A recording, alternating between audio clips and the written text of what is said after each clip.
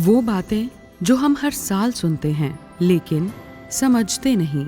हर साल 26 जनवरी आती है। सुबह की शुरुआत होती है रिपब्लिक डे परेड से।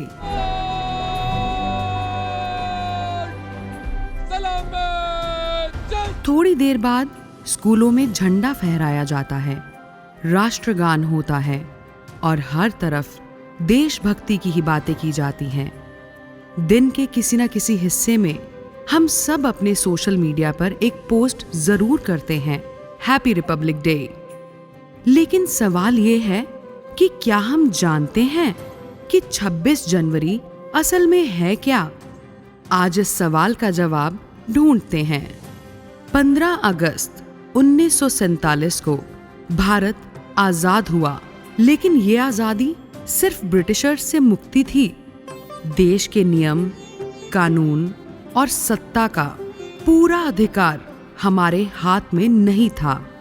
इसलिए भारतीय नेताओं ने कहा, हमें सिर्फ गुलामी से आजादी नहीं चाहिए, हमें पूर्ण स्वराज चाहिए।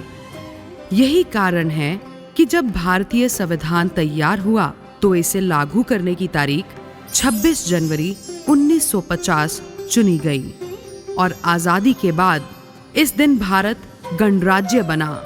15 अगस्त आजादी की जिद थी और 26 जनवरी 1950 में वह जिद कानून बन गई।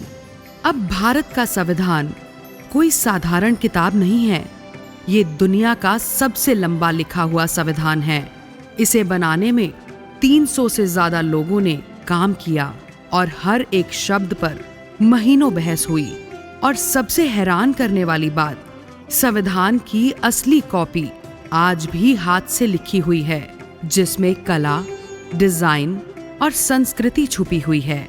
और रही बात रिपब्लिक डे परेड की, ये सिर्फ एक शो नहीं है। हर कदम, हर झांकी भारत की ताकत और विविधता दिखाती है। और क्या आप जानते हैं, पहली परेड राजपथ पर नहीं हुई थी, बल्कि 1950 में इरविन एम्फी थिएटर में हुई, जिसे अब मेजर ध्यानचंद नेशनल स्टेडियम के नाम से जाना जाता है। राजपथ बाद में आया, पर परंपरा पहले बन चुकी थी। 15 अगस्त हमें बताता है हम गुलाम नहीं हैं। 26 जनवरी हमें याद दिलाता है अब हमें खुद चलना है। यही फर्क है आजादी और गणराज्य में। गणतंत्रता दिवस का मतलब कानून का सम्मान, एक दूसरे की इज्जत और देश के लिए सही फैसला। इस 26 जनवरी देश से प्यार दिखाने के लिए बस एक अच्छा नागरिक बनना ही काफी होगा।